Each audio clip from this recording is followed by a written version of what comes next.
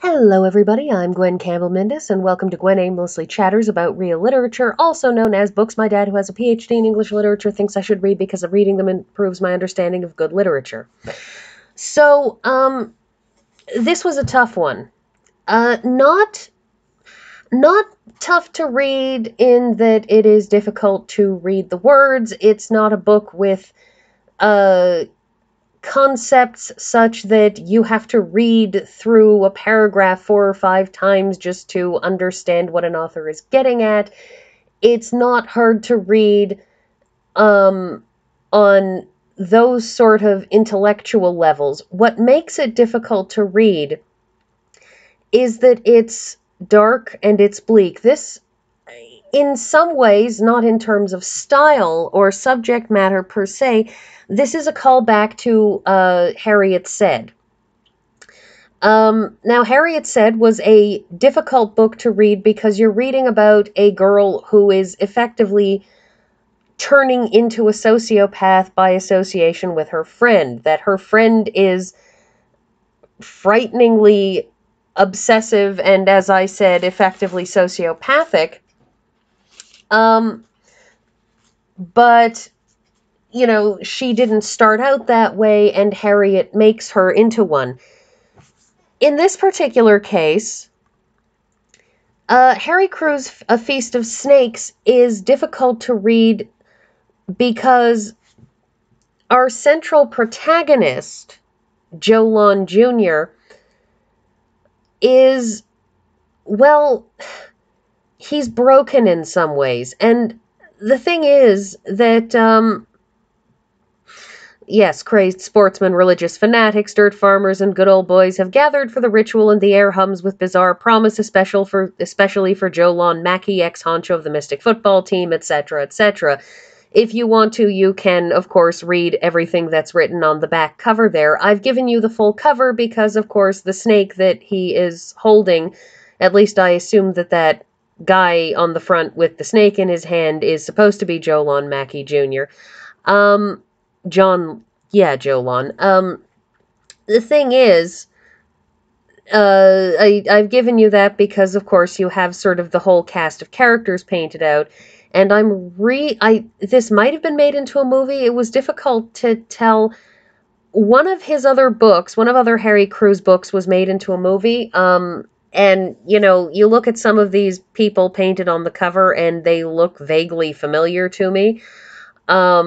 But that could just be that the person who did the cover art was just, imitating people that were on television and in the movies anyways.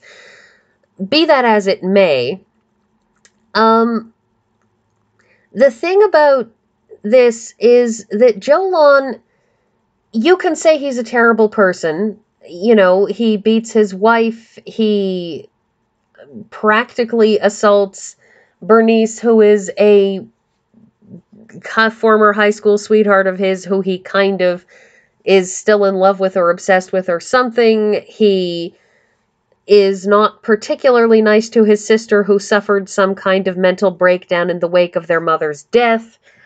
There's a lot that is, like I said, that's very, very bleak. Oh, I didn't align these pictures on the cover very well. If you look, you can see the part where the snake isn't properly continuing onto the back cover. Anyways, I had some trouble aligning the spine up with the rest of it. In any event, but the thing is that running throughout this whole book is this powerful sense of despair on his part, this sense of being left behind, of having done nothing, of never going anywhere, that it's a sense of despair, a sense that I think a lot of people will speak to a lot of people, especially people who are poor, who are not wealthy, who feel that they're caught in a dead end somewhere. And that is that sense that high school was your best years, not because, high school was the best thing ever, although he certainly felt so, But that feeling that you had when you were in high school that anything could happen, that your whole future is ahead of you, that everything is going to be great, that you're going to go places, and that he's now been married for several years, and his former girlfriend is at university, is dating a guy on the debate team. Not that Joe Lon really seems to understand what a debate team is. And he looks at his life, that it's sort of all brought to the forefront for him by all of these people turning up in this fictional mystic. This is not the real Mystic Georgia. This is sort of a fictional one that Harry Crews invented. That he's looking at all of these people showing up, these people who have come home, but they have stories to tell about these new places that they've been, that Bernice got to go to Paris to study French, that, you know, he's surrounded by all these people who have done things with themselves, who go places, who are things, and he looks at his life, and he beats his wife, and it's clear he doesn't know why. He says he doesn't know why. And I get the feeling that it's because he's trapped, that he's in a place where his sister had a breakdown after their mother commits suicide. At least I think she commits suicide. His his father trains dogs for dogfighting rings in an incredibly savage and horrific way. And,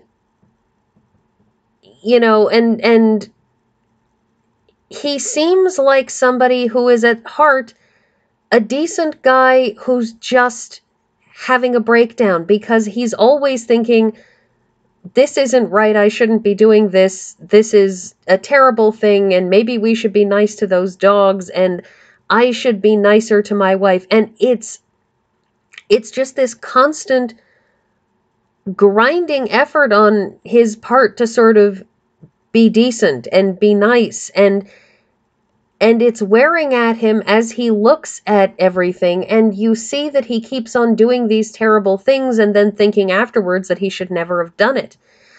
On top of which, there are a lot of bad people in this book. I talked briefly to my father about this, and one of the things that he brings up when discussing this book is that Harry Crews has a very dark view on the world at large.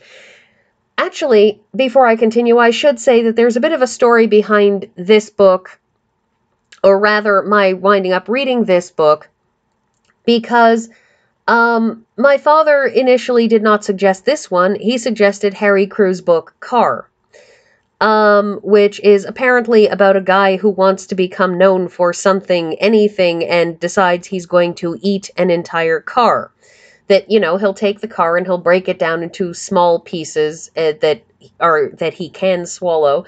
And over the course of the book, he eats the car because he figures he'll become famous for it, I guess. The problem was that my father doesn't own a copy.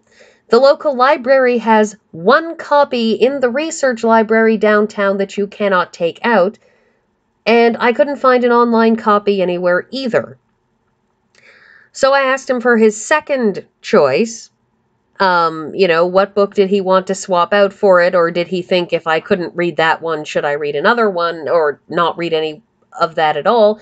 And he suggested a different Harry Crews book, which is, I believe, something like The Gypsy's Curse, something about gypsies. And that apparently it has something to do with a dwarf with the hole in his mouth who's in love with a woman that he can't have. And my father doesn't have a copy of that, and there aren't any copies of that in the Toronto Public Library, and there aren't any copies online.